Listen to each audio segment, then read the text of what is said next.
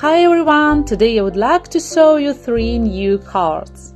They are quite similar, but there are some differences to make them look unique.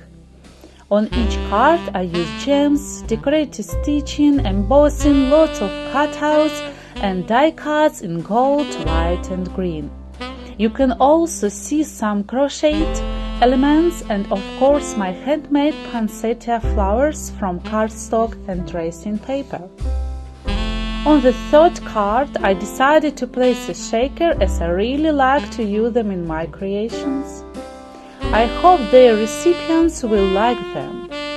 And lastly, thank you so much for watching and I wish you a Merry Christmas and a Happy New Year. Goodbye and enjoy your holidays!